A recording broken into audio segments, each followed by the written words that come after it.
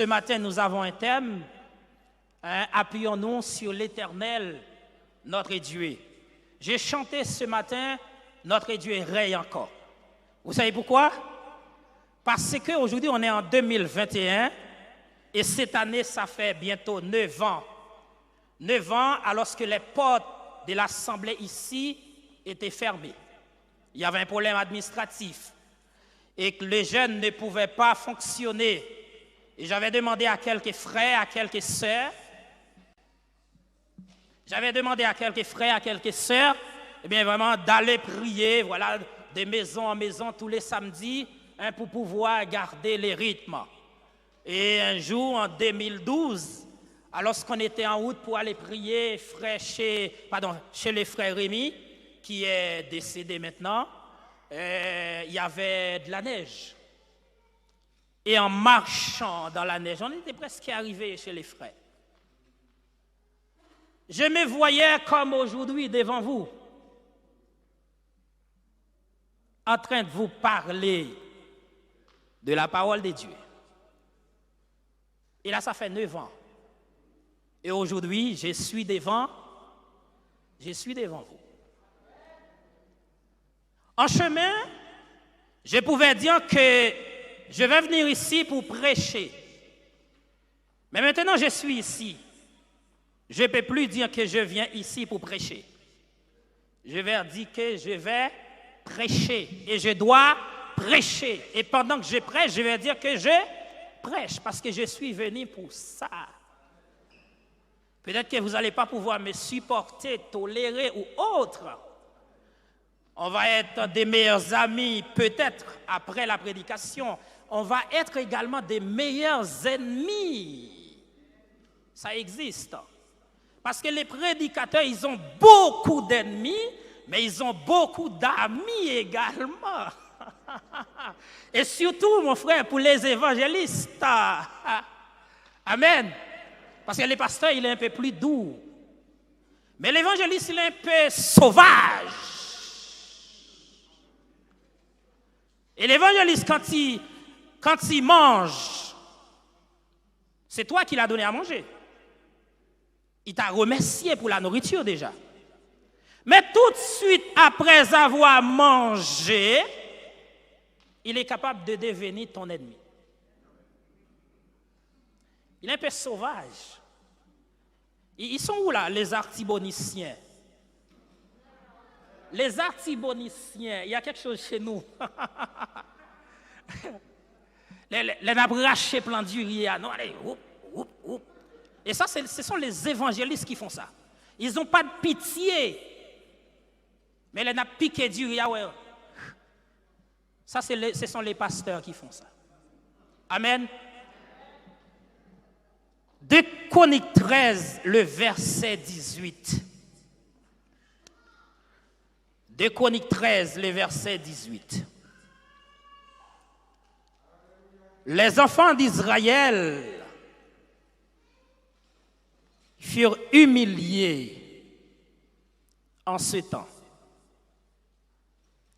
Et les enfants de Juda remportèrent la victoire parce qu'ils s'étaient appuyés sur l'Éternel, les dieux de leur père. Amen. Appuyons-nous sur l'Éternel, notre Dieu. Amen.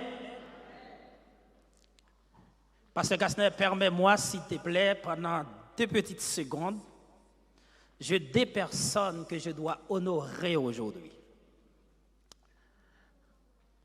Ma femme n'en fait pas partie. Amen. 2 personnes. Je vais juste demander à notre frère Eugène et la sœur Eugène s'ils peuvent se mettre en debout. Merci. 2 personnes que je rencontre dans l'Évangile. Mais on ne se connaissait pas. Ils sont pour moi, alors déjà, frère Eugène est pour moi comme un père, un papa. Et la sœur Eugène, c'est comme une maman. La preuve, je suis venu ici, j'étais avec mes garçons. Une fois qu'ils ont vu les frères Eugène, ils sont partis, ils m'ont abandonné. Amen. Moi, je voulais dire tout simplement que moi, remets devant Dieu, devant l'Église. Amen. Merci beaucoup. Amen. Ici, à l'église, j'ai plein d'amis.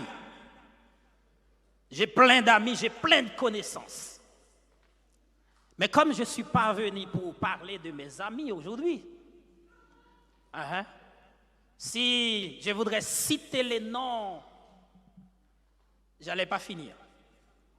À midi et demi, je serais encore en train de citer des noms. La parole de Dieu nous dit, dans 2 Chroniques 13, le verset 18, le peuple de Juda s'était appuyé sur l'Éternel et ils ont remporté la victoire.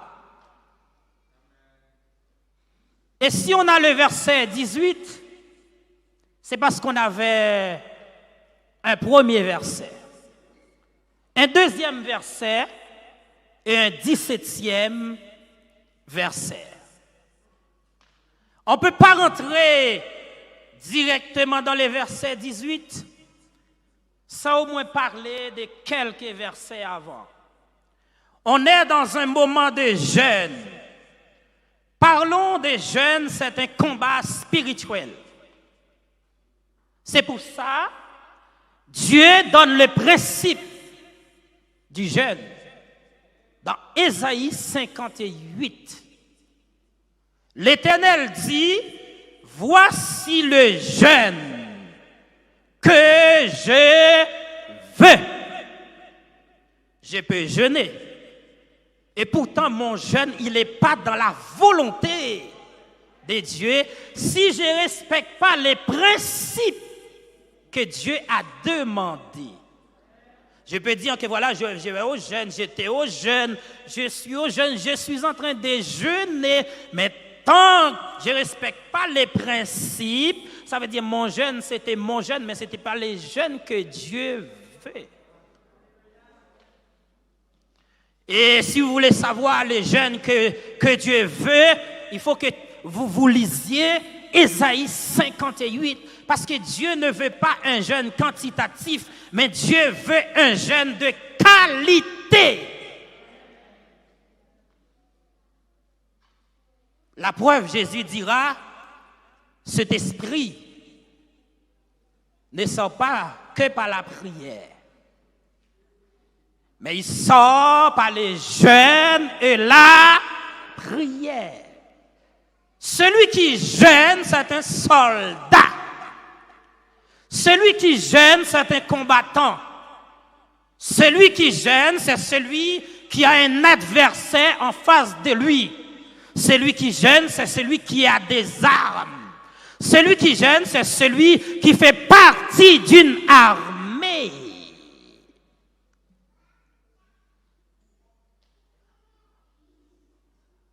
Dans le psaume 1er, la parole de Dieu dit « Heureux l'homme qui ne marche pas ».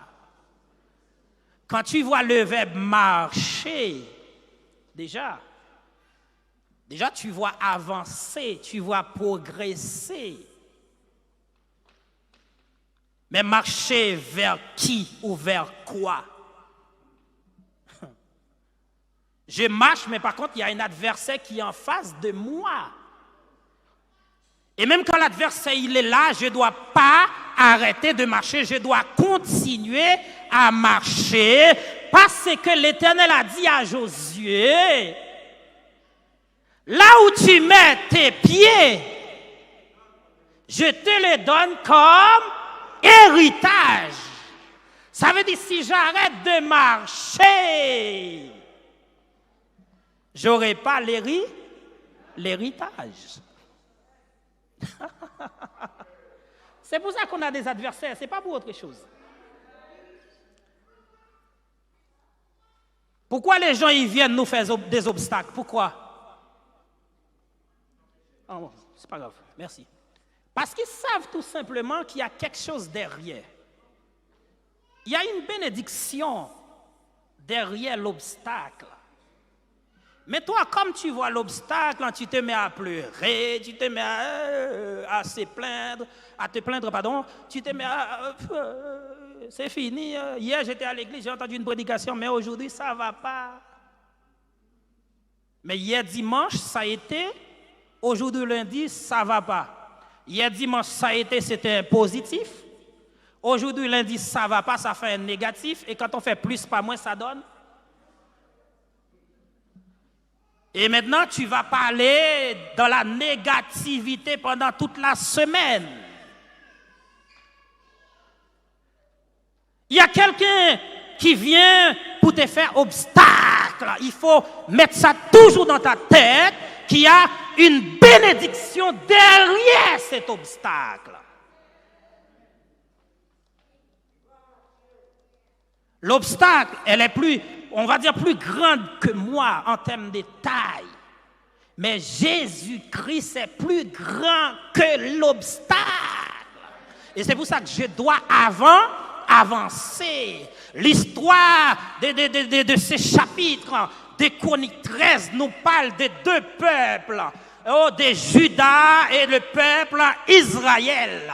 Aujourd'hui encore, on sait qu'en réalité, le peuple Israël, c'est le peuple de Dieu. Mais on se demande pourquoi il y a une guerre entre le peuple de Juda et le peuple d'Israël.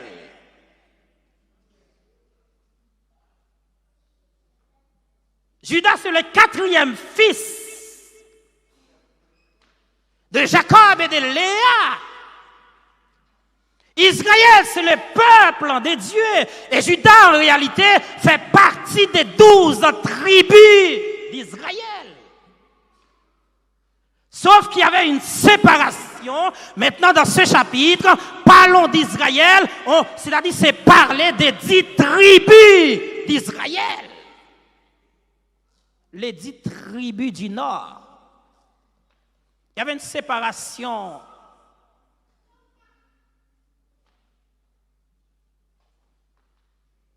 Et là, maintenant, il y a une guerre entre Juda et Israël. On va mettre en où ce verset? Abraham dit à Lot dans Genèse 13, Lot, les Cananéens et les Phérésiens sont là. Qu'il n'y ait ni dispute entre moi et toi, entre mes bergers et tes bergers, car nous sommes frères.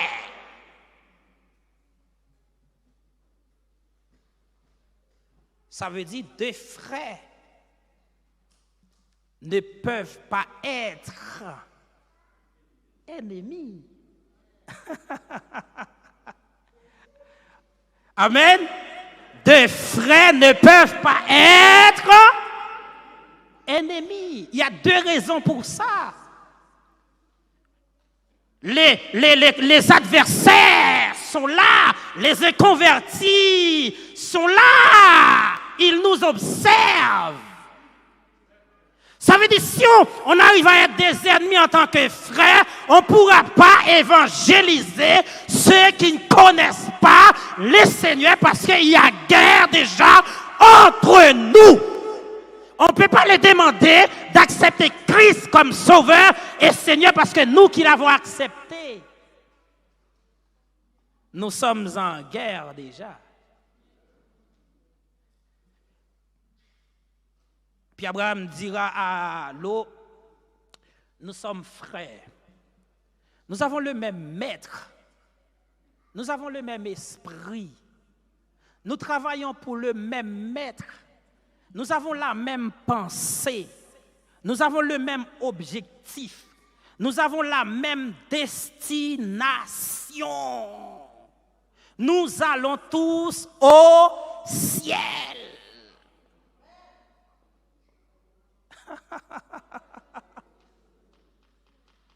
Amen. Ce matin, tu arrives à l'église, on te prend, on te dit assis ici. Toi, tu dis non, je ne vais pas m'asseoir ici parce qu'il y a quelqu'un qui est ici, je ne peux pas m'asseoir à côté de lui alors que tu es allé à l'église. Non, tu es en train de travailler pour le diable.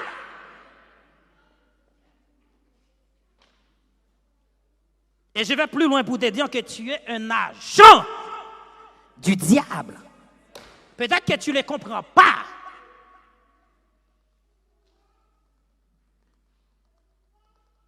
L'église, ce n'est pas à toi de choisir où tu dois asseoir. C'est pour ça qu'ils ont mis notre membre d'accueil. Quelqu'un te prend ici, il t'emmène où il veut. Mais toi, tu veux t'asseoir à côté de ta copine, à côté de ta commère. L'église, il n'y a pas ça. Non, non, non. S'il y avait ça, moi, je n'allais pas être là aujourd'hui. S'il y avait ça, Pasteur Casnel n'allait pas m'accepter de venir ici aujourd'hui. Non, non, non, non, non, non. Guerre entre Juda et Israël, parce que ça pourrit l'Église. Mais vous ne comprenez pas. Vous êtes responsable d'un groupe. Mais il y a quelqu'un qui ne peut pas travailler dans ton groupe parce que tout simplement, vous n'êtes pas amis avec lui. Alors que vous travaillez pour Dieu, ça veut dire quoi? Elle est où la sanctification? Elle est où la communion fraternelle? Elle est où l'unité de la foi? La parole de Dieu me dit, dans Éphésiens 4, le verset 11, il a donné aux uns comme apôtres, aux autres comme prophètes, aux autres comme évangélistes, aux autres comme pasteurs et docteurs, pour...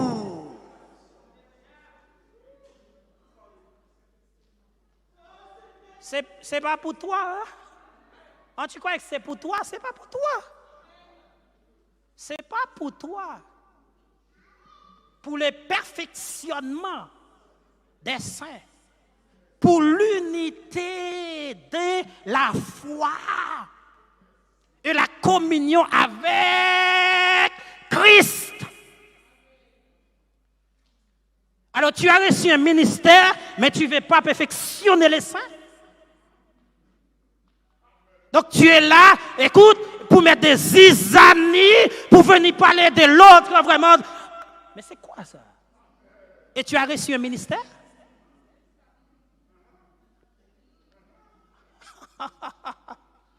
Waouh! Tu as reçu un ministère? Non, moi, je ne vais pas prêcher dans ce groupe. Non. Non, non, non, non, non, non, non, non, non. Ça veut dire que c'est toi qui as fait appel à toi. Ce n'est pas Dieu qui t'appelle. Lorsque Dieu t'appelle, tu dois travailler partout et avec tout le monde. Tu n'as pas d'équipe. Tu n'as pas d'équipe.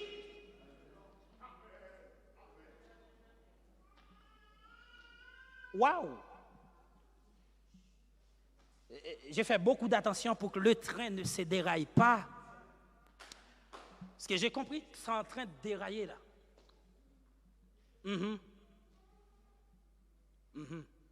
Mais les gens qui disent qu'ils ont reçu un ministère, il faut faire beaucoup d'attention avec ça. Le ministère, c'est juste pendant notre passage sur terre. Parce que dans le ciel, on n'aura pas besoin de l'enseignement. C'est pour ça qu'il dit c'est pour le perfectionnement des saints. Ça veut dire quand les saints arriveront au ciel, ils n'auront pas besoin de ces perfections. Est-ce que vous avez compris? Ça veut dire si vous ne faites pas le travail maintenant, au ciel, vous aurez des reproches.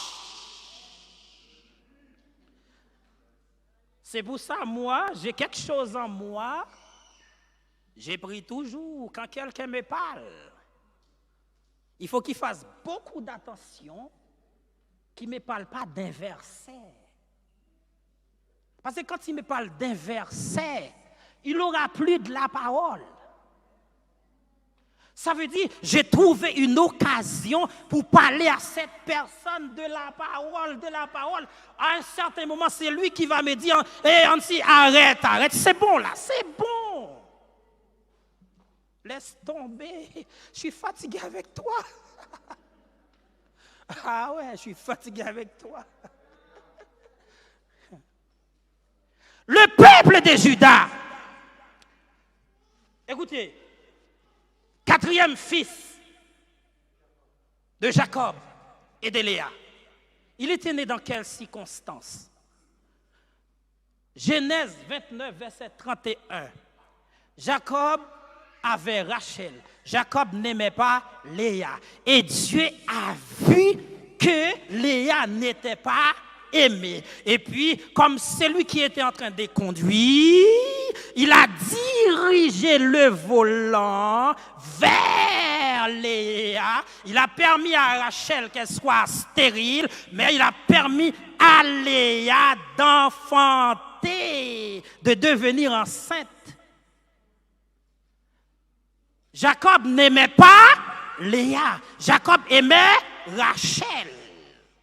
Mais Dieu a vu que Léa n'était pas aimée.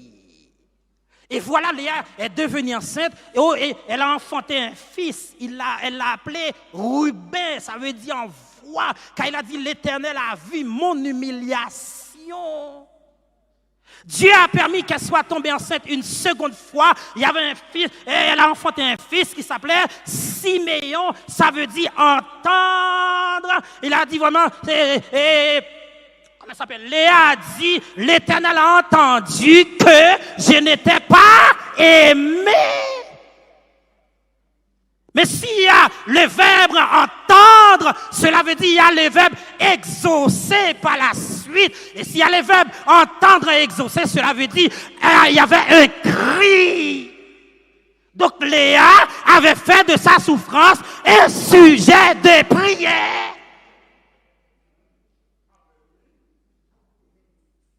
Mais vous faites de votre souffrance un sujet d'information.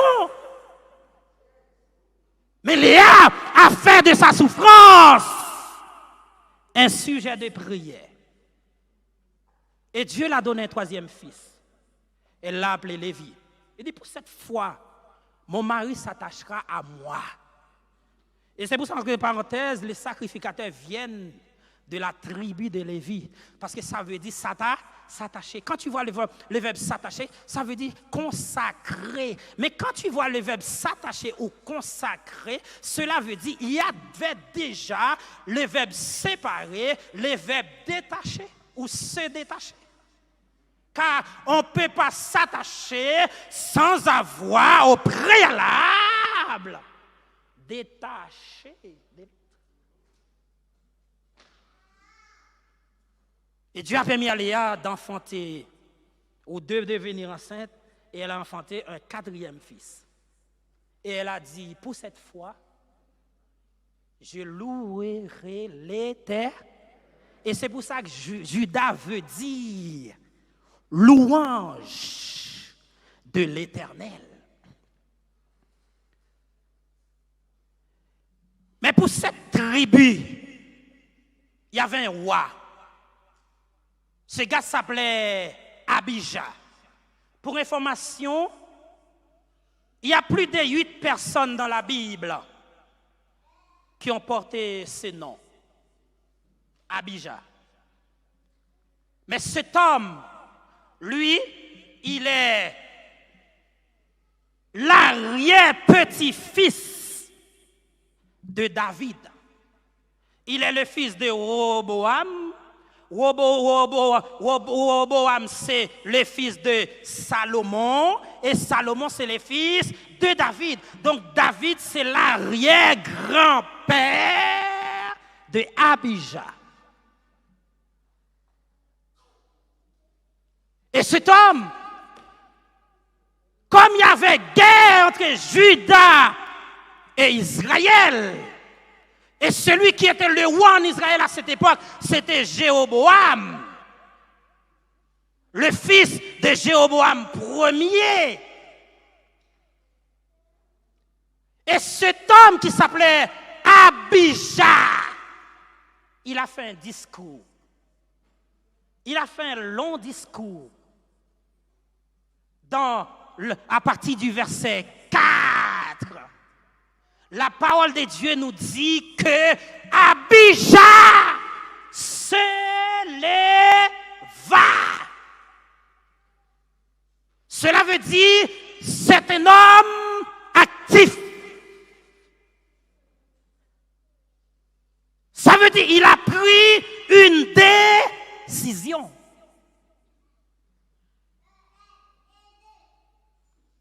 Ceux qui ont l'habitude de m'écouter ou de m'entendre sur le réseau El Shaddai, et même pas trop longtemps de ça, j'avais parlé du fils prodigue.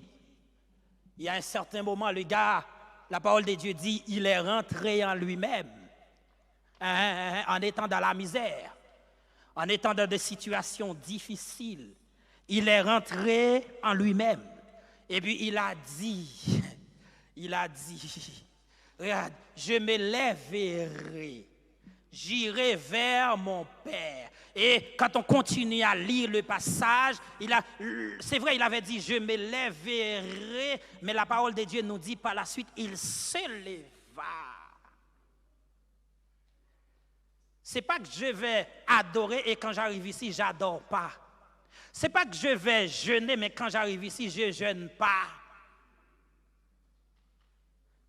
C'est pas que je vais plus rester là, mais par contre, j'ai fait que parler.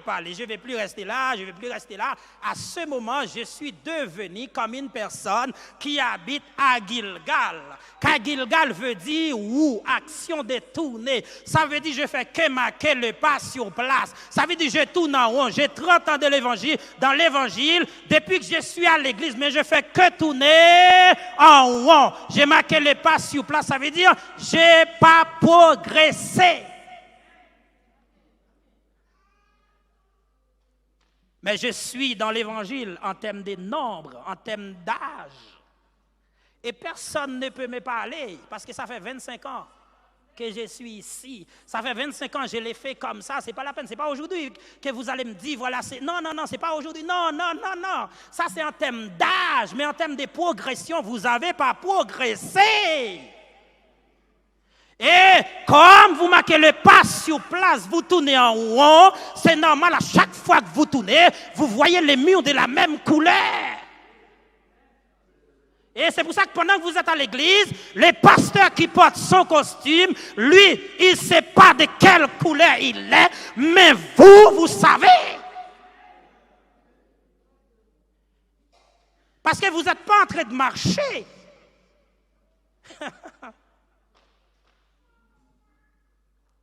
Pour les conducteurs, quand on conduit, quand on est à, je ne sais pas, 30 km par là, on voit presque tout le monde. Mais quand on est à 110, quand on est à 130, est-ce qu'on a vu quelqu'un?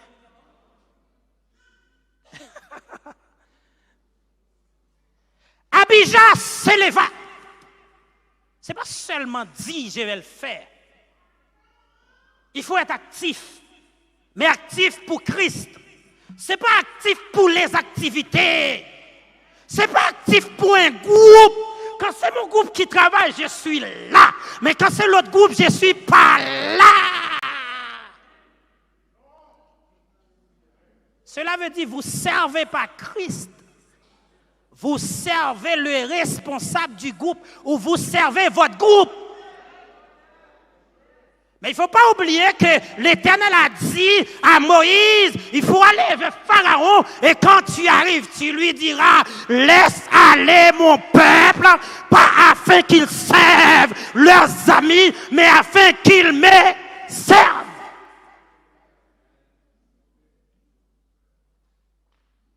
Celui qui sert Dieu ne peut pas servir personne. Non, personne. Il peut être ami avec les gens, mais ils ne peuvent pas, regarde, il ne peut pas servir personne parce qu'il a déjà quelqu'un à qui il doit servir. Et quand tu veux servi Dieu en même temps que tu serves ton ami, tu es dans un mélange. L'eau douce, l'eau amère, l'eau douce, l'eau amère. Ça fait un mélange. Et quand je vois l'eau douce, l'eau amère, ça me donne l'image de l'église de là-haut, d'ici. Et les conséquences, ça veut dire Dieu va m'évoquer. Ah, vous ne voulez pas le dire? De toute manière, c'est écrit dans la Bible. Vous voulez le dire, d'accord? Vous ne voulez pas le dire? Moi, je vais vous parler.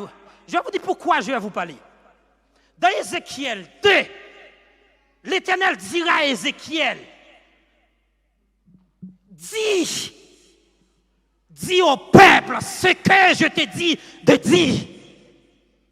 Qu'ils n'écoutent pas, ça c'est leur problème. Mais moi, je te demandais de leur parler. Je sais que c'est un peuple rebelle. Et celui qui est rebelle, selon Ésaïe 30, c'est celui qui prend des résolutions sans avoir consulté Dieu. Il faut aller lire ça. Malheur aux enfants rebelles qui prennent des décisions sans moi, qui font des alliances sans ma volonté pour descendre en Égypte. Ça s'appelle la rébellion spirituelle. Vous êtes là, mais personne ne peut vous parler. Vous êtes là, vous priez, notre Père qui est aux cieux, qui est à volonté des affaires. Vous venez de dire que ta volonté soit faite. Et là maintenant, vous devriez prendre ou vous devez prendre une décision. Vous n'avez même pas consulté l'Éternel. Elle est où la volonté de Dieu? Ça c'est un. Deuxième chose, vous avez consulté l'Éternel, mais vous n'avez pas la patience pour attendre les mots de Dieu. Parce que personne ne peut pas combattre sans avoir au préalable les mots de Dieu.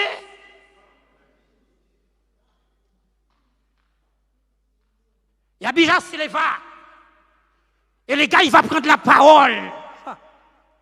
Il va prendre la parole. Et ça va me faire penser à un verset. Dans le verset 4, Abijah dit, écoutez-moi, Jéroboam et tout Israël, ne devez-vous pas savoir que l'Éternel, le Dieu d'Israël, a donné pour toujours à David la royauté sur Israël, à lui et à ses fils, par une alliance inviolable. Aïe, aïe, aïe. Une alliance de sel. Que Dieu te bénisse. Parce que dans Lévitique 2, le peuple juif, en réalité, en faisant une alliance, pour consolider cette alliance, ils envoient du sel. C'est pour ça qu'ils parlent des alliances de sel. Et quand on met du sel dans une nourriture, on ne peut pas le...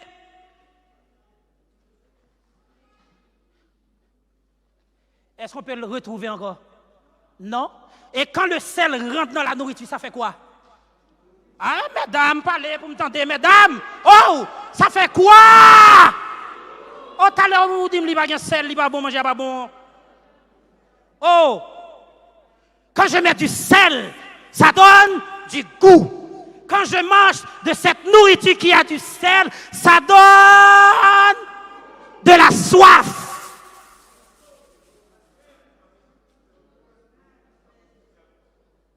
Et encore plus, les Français, ils les savent mieux que nous, alors que nous, on a la Bible.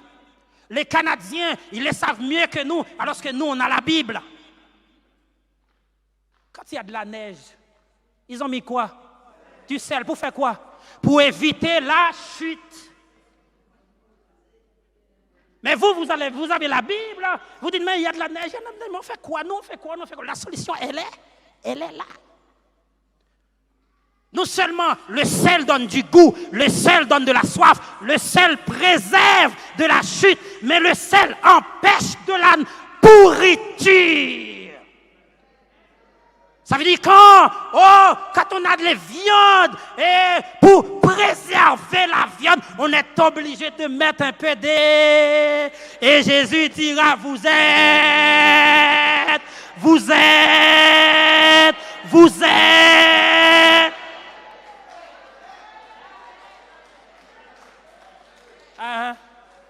Et là, vous allez faire, je suis le sel de la terre. Je suis le sel de la... On peut le chanter si on veut.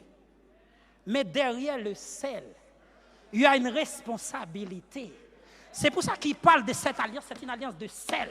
Ça veut dire que Dieu ne peut pas violer cette alliance. Parce que cette alliance donne du goût. Cette alliance donne de la soif. Cette alliance préserve de la chute. Cette alliance empêche la pourriture.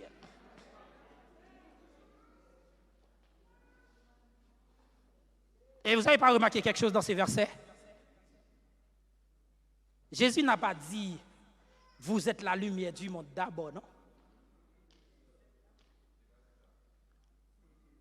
Non. Bon, alors, Dieu a ouvert sa bouche pour la première fois, il a dit que la lumière soit. Et là, Jésus vient, il parle de nous qui sommes ses disciples. Au lieu de nous dire que nous sommes lumière d'abord, sel ensuite, il a dit d'abord, nous sommes le sel de la terre. Et après, il a dit, nous sommes la lumière du monde. Qu'est-ce que Jésus veut dire par là? Et je profite pour vous dire que Jésus, il n'est pas sot. Quand il met A avant, cela a une signification. Quand il met A avant B et quand il met B avant A, il y a une autre signification. Ce n'est pas la même chose. Il dit, vous êtes le sel de la terre. Après, il dit, vous êtes la lumière du monde. La lumière fait quoi? La lumière éclaire. Le sel fait quoi? Amen. Ça veut dire avant de paraître. Ah, les Français, avant de paraître, il faut être. Avant de paraître, il faut être. Avant d'éclairer, il faut donner du goût. Les frères Aubaniel, si dans ta maison, tu ne peux pas donner du goût, ici, tu ne peux pas éclairer.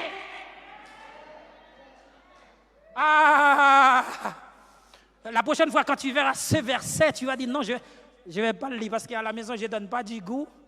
Je ne pense pas que je vais venir à l'église pour chanter comme des oiseaux. Non. Vous voulez éclairer, mais vous ne donnez pas du goût. Vous ne donnez pas de la soif. Il n'y a personne qui veut vous suivre pour venir à l'église. Même dans votre travail, vous ne pouvez pas parler à quelqu'un de l'évangile. Alors qu'ici, vous chantez « Wow !» Et au travail, on ne sait même pas si vous êtes chrétien. Parce que vous agissez comme eux. Parce que vous parlez comme eux. Parce que vous volez comme eux. Vous faites les ménages, mais pas contre les sacs de la société. Et chez vous.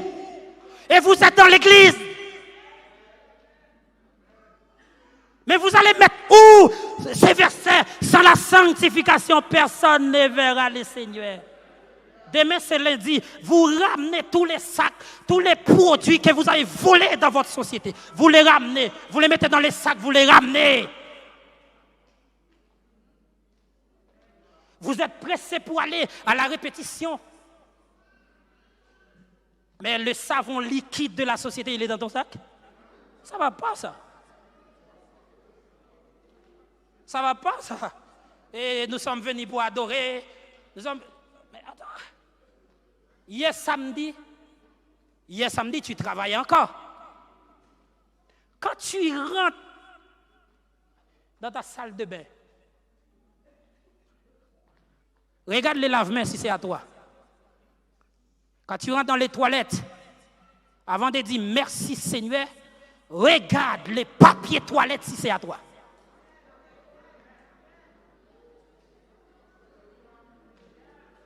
Et si ce n'est pas à toi, tu les mets dehors parce que ce n'est pas à toi, tu les as volés. Il faut les mettre dehors. Tu les mets dehors. Mais Francis, je vais faire quoi si je les mets dehors? Tu les mets dehors parce que Dieu ne prend pas de part avec les voleurs. et qu'il soit physique, qu'il soit spirituel. La parole de Dieu nous dit que les voleurs n'iront pas au ciel. Alors ton frère, il était là, tu savais bien que c'est lui qui dirigeait les groupes, mais toi, tu es venu. Pendant qu'il est là, pendant une semaine qu'il n'est pas là, tu es déjà devenu les dirigeants. Mais non. Mais pourquoi? Non, il n'est pas là, on prend sa place. C'est un voleur. C'est un assassin. Il faut faire beaucoup d'attention parce que vous voulez servir Dieu, mais vous n'êtes pas des modèles dans les affaires. C'est un problème, ça. Vous n'êtes pas des modèles, vous avez de la connaissance. Et regardez, ce gars qui s'appelle Abijah, quand il s'éleva pour dire cette parole dans le verset 4, cela me fait comprendre qu'Abijah avait la connaissance des choses de Dieu. Et je ne parle pas des connaissances intellectuelles.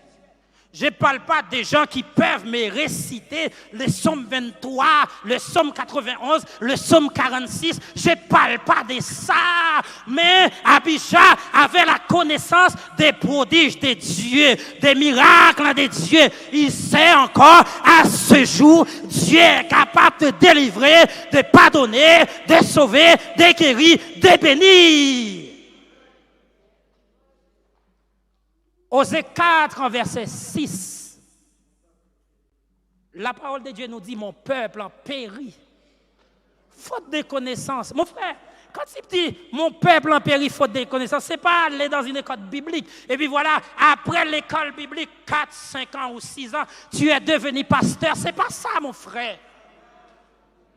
Non. Waouh. C'est pas ça. L'école biblique ne peut pas faire de toi un pasteur, parce qu'un pasteur, c'est un appel. Si Dieu t'appelle pour être pasteur, oui, après tu peux te former. Ce n'est pas un problème de recevoir des formations. Ce n'est pas un problème. Mais c'est après l'appel. C'est ça la connaissance, hein?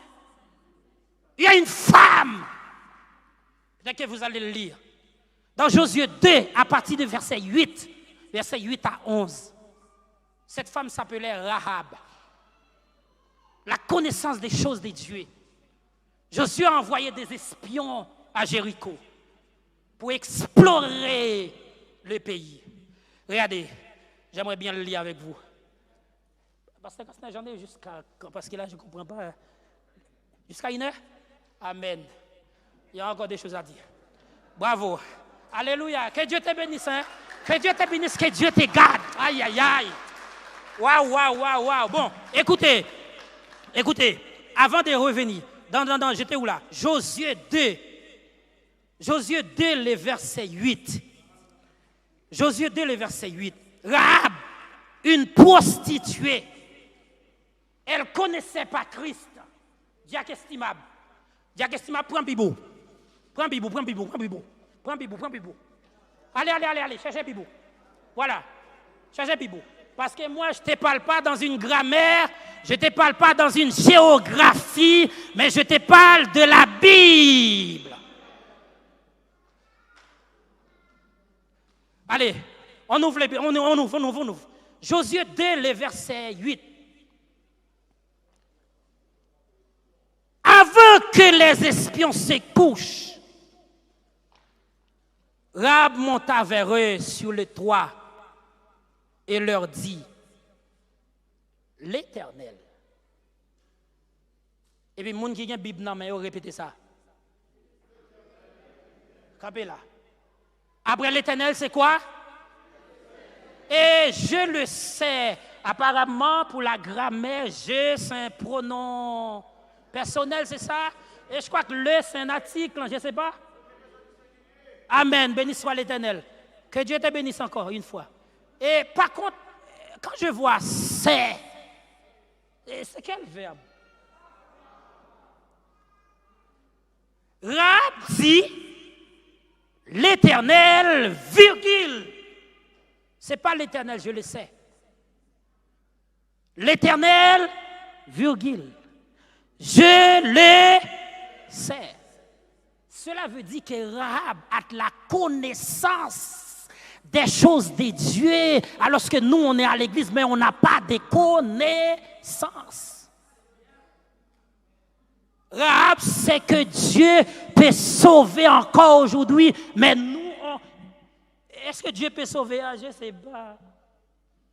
Tu demandes à la sœur ou le frère s'il est sauvé, il dit, je ne sais pas, moi. Mais ce sont les sauvés qui adorent. Ce sont les sauvés qui louent. Ce sont les sauvés qui chantent la gloire de Dieu. Et Jésus viendra chercher le peuple qui est sauvé. Parce que Matthieu 25 va nous expliquer ça. Quand il était venu au milieu de la nuit, il a pris avec lui ceux qui étaient prêts. Ce n'est pas ceux qui étaient en train de préparer, ceux qui avaient de l'huile dans leur lampe. Ça veut dire, si tu ne sais pas que tu es sauvé, après le culte, il faut aller voir les pasteurs pour l'expliquer. Parce que c'est un danger. Rahab dit, l'Éternel, virgule, je le sais, vous a donné ce pays. La terreur que vous inspirez nous a saisis.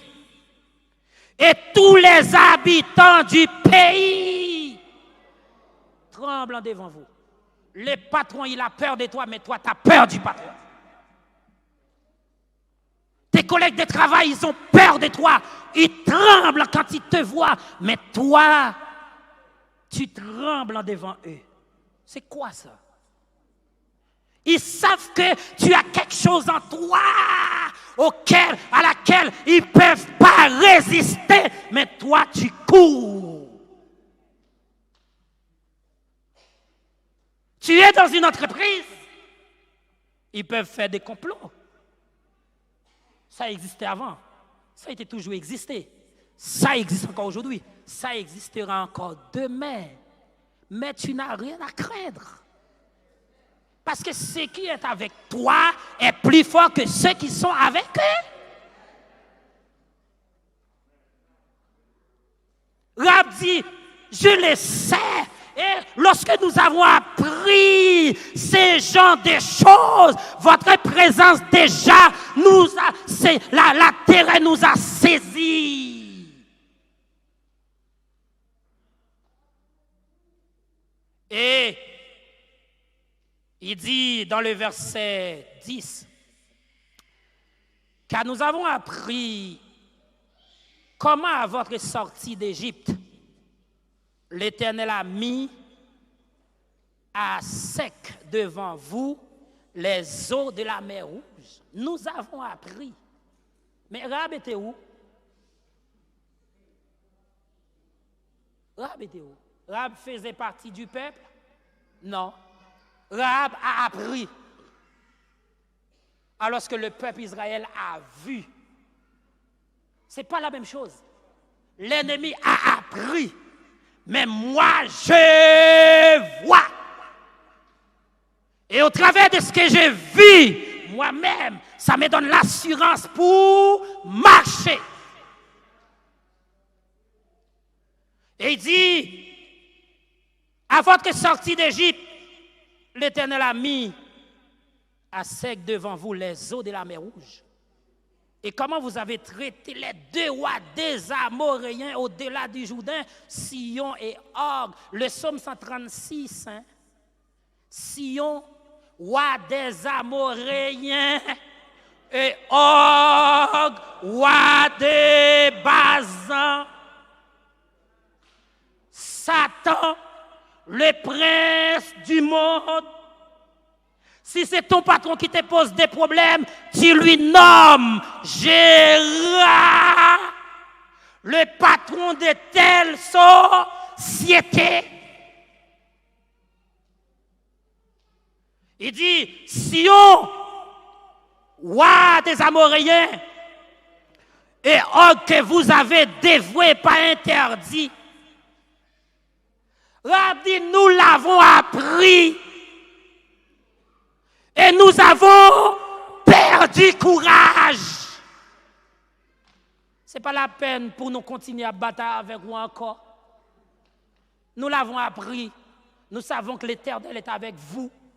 Et nous avons perdu courage. Nous n'avons plus de force de combattre. Parce que nous avons appris ce que l'Éternel a fait pour vous à votre sortie d'Égypte. Qu'est-ce que l'Éternel avait fait pour toi l'année dernière? Mais qu'est-ce qui est devant toi maintenant qui te pose des problèmes? Rahab a dit, nous avons appris. Et toi, tu vas dire, Seigneur, moi je sais. L'année dernière, voilà ce que tu as fait pour moi. Et maintenant, voilà ce qui est devant moi. Par rapport à ce que tu as fait pour moi l'année dernière, j'ai confiance que tu vas agir en cet art. Parce que tu es toujours le même Dieu. Tu n'as pas changé. Tu es le même hier, aujourd'hui et éternellement. Et comme tu n'as pas changé, tes caractéristiques qui sont liées à ta personne, elles ne changeront jamais. Ça veut dire que tu seras toujours amour, miséricordieux, compatissant, fidèle, bon et autres. Dieu n'est pas un Dieu passif. Il était là hier. Il est là aujourd'hui. Il sera là demain. Quand il m'a fait la promesse, je suis avec vous. Ce n'est pas mercredi seulement. Je suis avec vous. Ce n'est pas que les dimanches. Mais je suis avec vous tous les jours. Et ceci, ce n'est pas jusqu'à la gare. Ce n'est pas jusqu'à ma maison. Ce n'est pas jusqu'à mon travail. Mais jusqu'à la fin. Ça veut dire ça que pas béranger quoi? Et Rahab continue. Il dit, nous l'avons appris. Nous avons perdu courage. Et tous nos esprits sont abattus à votre aspect. Car c'est l'Éternel, votre Dieu, qui est Dieu en haut, dans les cieux, et en bas sur la terre. Waouh! Quelqu'un qui ne connaît même pas Dieu, qui est en train de parler comme ça de Dieu. Et pourtant, nous avons reçu dans le saignement, mais nous avons du mal à parler de Dieu devant nos collègues, devant ceux qui ne connaissent pas Dieu. Nous avons du mal. Oh, Dieu est là. Oui, Dieu est là. Dieu est là. Nous avons une faiblesse. Abijah, cet homme qui avait de la connaissance des choses de Dieu, il avait une armée de 400 000 soldats. Jéroboam avait une armée de 800 000 soldats. Et pourtant, le peuple de Juda va remporter la victoire. Il y a 3 raisons, au minimum. 1. Le peuple de Juda contient 400 000 soldats. Déjà, on va parler d'une armée de qualité, parce que Dieu ne regarde pas à la quantité, mais Dieu regarde à la qualité. Et Jésus va confirmer ça pour dire, là où 2 ou 3 sont réunis, je suis au milieu. Dieu préfère la qualité. Mais nous, on aime la quantité. Et je vais trouver encore un autre exemple dans Juge, le chapitre 7. Alors que Gédéon devrait affronter le peuple de Madian, l'armée de Gédéon contenait 32 000 hommes. Et Dieu dira à Gédéon, je vais faire un triage. Tu vas parler comme ça au peuple. Tu le diras que c'est vraiment qui ont peur, c'est qui ont de la crainte, qui retournent chez eux. Il y avait 32 000 hommes. Oh, Gédéon a dit, vous qui avez peur, retournez chez vous. Et vous qui avez de la crainte, retournez chez vous. et vous nous remettez les âmes. Parmi les 32 000 hommes, Juge chapitre 7, il y a 22 000 hommes, 22 vagabonds, 22 assassins qui étaient là pour être là. 22 assassins qui étaient là pour sauver bon. 22 vagabonds, regardez qui finit pour venir poussière. Matin là, ou pas qu'à faire travail la bonne fait pour vous.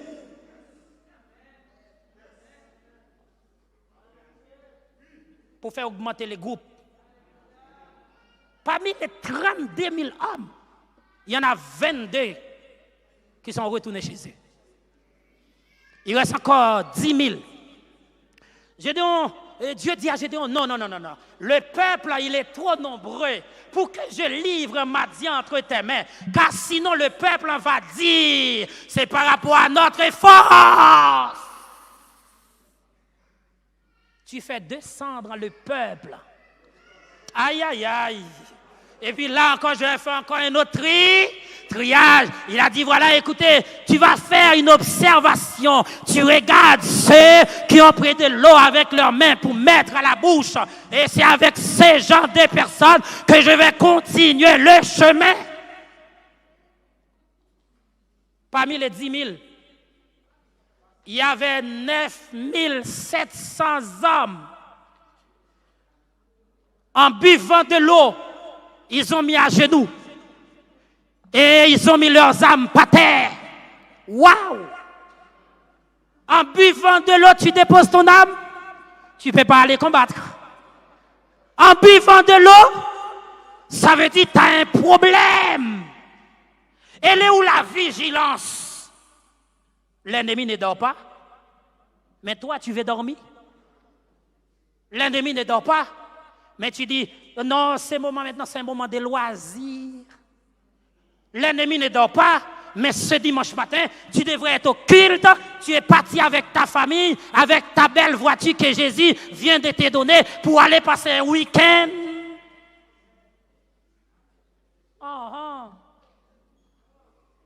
Tu devrais être au culte ce matin. Ma soeur, tu étais où? Oh, tu sais que non, dimanche, je n'étais pas là parce que j'étais parti en week-end avec ma famille. Et tu sais qu'on a une voiture, voilà. 9 700 hommes. Et comme ça faisait 7 ans qu'ils n'avaient pas vu la rivière, ils se sont égarés. Tu sais qu'il y a des gens qui étaient en Haïti, ils étaient vraiment zélés. On les connaissait comme des frères, comme des sœurs. Et jusqu'à ce jour, on les appelle encore frères intel.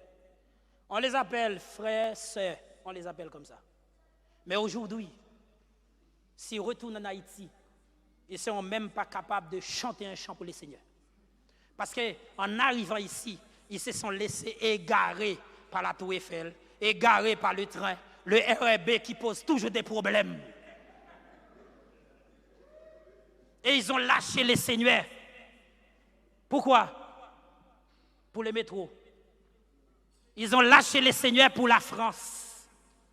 Ils disent, oh, avant j'étais comme ça avec Dieu. Il n'y a pas avant j'étais comme ça, c'est je suis comme ça. Et Dieu a choisi les 300 hommes parmi les 32 000 hommes. Ça veut dire il y a 31 700 hommes. C'était paille. Voilà, même l'autre, elle a un bel costume, elle a là, paille. Il est là, il a le titre, paille. Il fait des activités dans l'église, c'est vrai, paille. Il ne sait même pas pourquoi il est là. Il ne sait même pas ce que ça veut dire être un diacre, être un évangéliste, être un pasteur, être un prophète. Il ne sait même pas ça.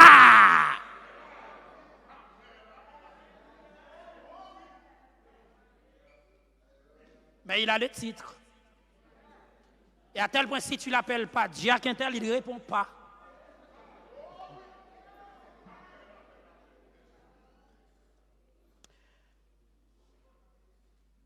Abijah, cet homme qui était actif pour Dieu, il s'est levé. Et les gars, dans son discours, une fois qu'il a dit, ne savez-vous pas, avec cette alliance, parce que Dieu avait promis qu'il y aura toujours quelqu'un dans la maison de David qui régnera. Et aujourd'hui, on le voit, Jésus-Christ vient. Amen. Et Jésus, il règne au siècle des siècles. Et voilà, Jéroboam voulait empêcher que ça soit arrivé. Et une fois, Abijah a ouvert sa bouche pour dire, écoutez-moi. Donc ça veut dire, c'est un roi qui parle, il donne des ordres. C'est un homme qui sait ce qu'il dit. Et une fois qu'il a ouvert sa bouche, il a appuyé sur les promesses de Dieu. Habakkuk 2, verset 3 nous dit, cette promesse, elle est réelle.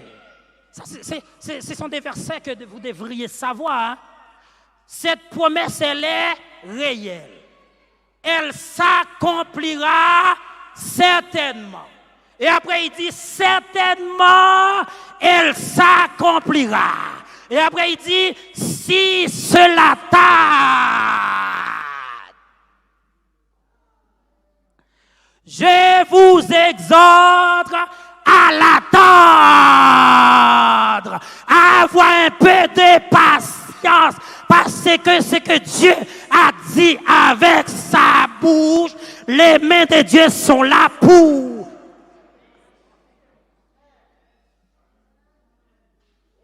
Frère, bouche, bon Dieu, pas jamais marcher sans main, mon Dieu. Debout à bouche, bon Dieu, au côté qu'on est main là.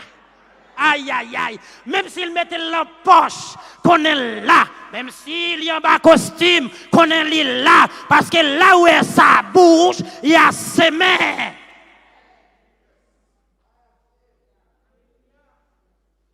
C'est pour ça que j'aime bien dire que l'Éternel vous bénisse. Et qu'il vous... Parce que là où il y a la bénédiction de Dieu, il y a sa protection. Quand Dieu t'est béni, ce n'est pas la peine d'avoir peur de qui que ce soit. Parce que c'est lui qui bénit, il sécurise. C'est lui qui bénit, il protège. C'est lui qui bénit, il garde. Est-ce que vous comprenez ça? Mais si Dieu ne t'a pas béni, ce n'est pas la peine de dire que Dieu m'a béni. Est-ce que vous avez compris? Ce n'est pas la peine de dire non, je suis un béni de Dieu. Waouh!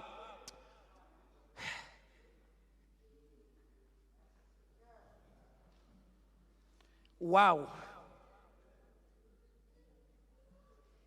Alors, je vais vous dire quelque chose, mais j'ai presque rien dit.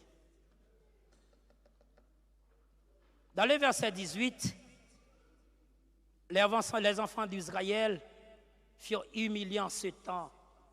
Je n'ai pas eu le temps de vous parler de Jéroboam, qui était un idolâtre. Quand il y a quelque chose qui remplace Dieu dans ton cœur, tu es un idolâtre. D'accord? Quand tu préfères quelque chose ou quelqu'un à Dieu, tu es dans l'idolâtrie.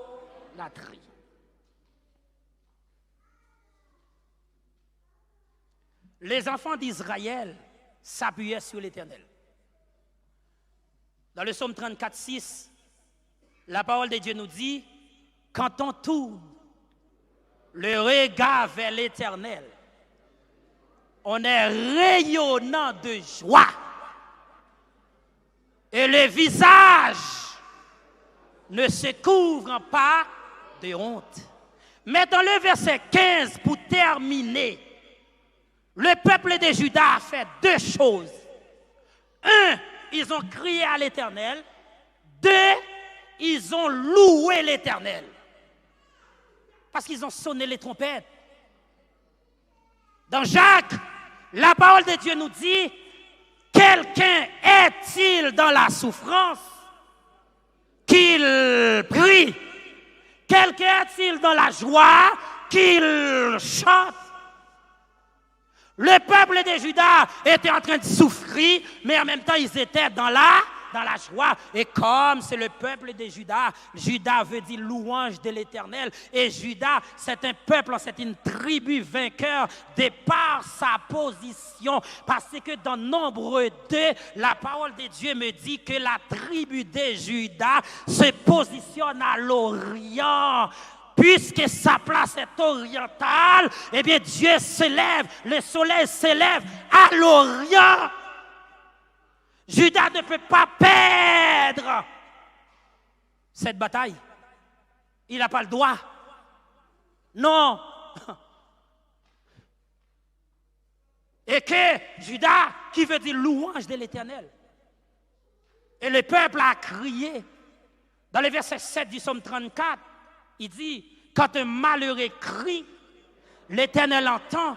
Non seulement qu'il entend, mais il le sauve. Et dans le psaume 120, verset 1er, David dira, dans ma détresse, c'est à l'Éternel que j'ai. Et il m'a exaucé.